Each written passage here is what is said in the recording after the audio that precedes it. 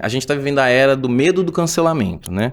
Então as pessoas têm medo de usar as palavras erradas e tal. Como que a gente vai usar?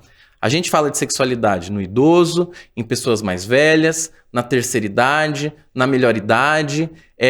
Eu vejo que as pessoas têm um medo de usar a palavra envelhecimento, né? Eu sou ginecologista, então mulheres mais velhas, parece que isso é uma ofensa.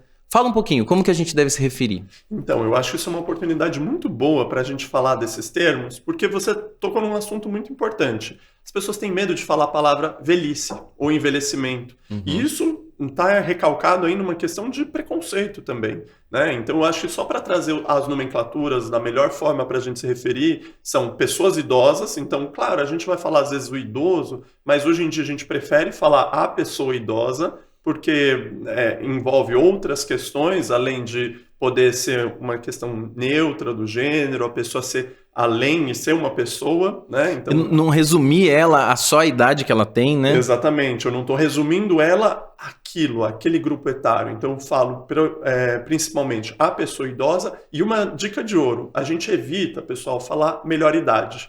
Por quê? Porque melhor idade vem numa linha que queria criar um suposto eufemismo para uma questão que é um ciclo da vida que as pessoas queriam apagar, como se falasse assim, então é a melhor idade, vamos diminuir ou invisibilizar. Se você falar isso para algumas pessoas idosas, elas vão jogar um chinelo na sua cabeça.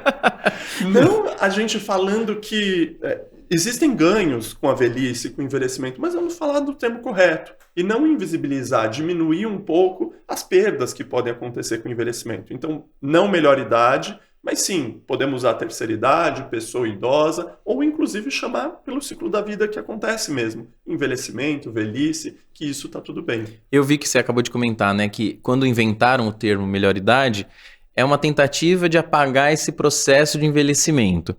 Então, só para a gente, nesse ponto, a nossa sociedade, principalmente brasileira, está com muito medo de envelhecer? Você acha isso? Muito. Também Muito acho. medo de envelhecer.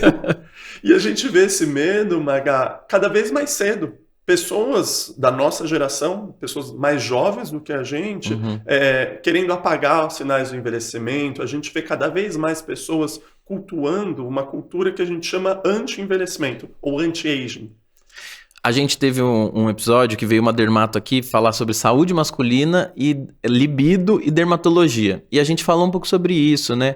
O quanto esse termo é problemático nos dias de hoje, o do anti-aging, porque a gente coloca o envelhecimento, em vez de ser um processo natural, como uma doença. E aí eu preciso de uma especialidade, né? Porque já existe uma especialidade que é a especialidade que cuida das pessoas idosas. Que é a geriatria. Que é a sua especialidade. Mas não, daí surge uma nova especialidade, que é o anti-aging, para tratar essa doença.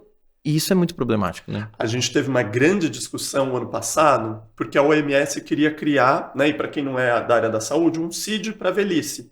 Como se velhice fosse doença, né? Então, para quem não é da área da saúde, CID é Código Internacional das Doenças.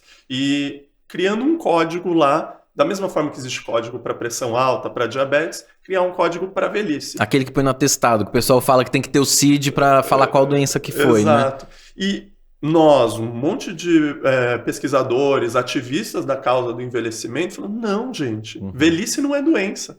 Nós, da comunidade LGBT, a gente batalhou e pessoas que vieram antes da gente para tirarem homossexualidade, pessoas trans do CID. Porque ser LGBT não é uma doença. É uma condição humana do espectro de sexualidade, né? E não uma doença que precisa ser tratada, revista. Exatamente. E se não, vão chegar e falar assim, fulano morreu de velhice?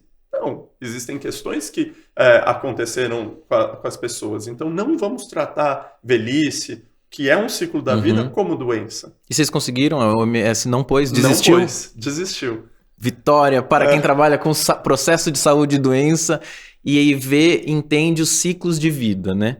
Porque a gente tem que celebrar o envelhecimento. E claro, a gente está aqui num processo educativo de falar promoção da saúde, a dermato, nossa colega deve ter falado da importância do protetor solar, mas a gente não vai combater o envelhecimento. Vamos acompanhar o processo, promover saúde, promover garantia de direitos.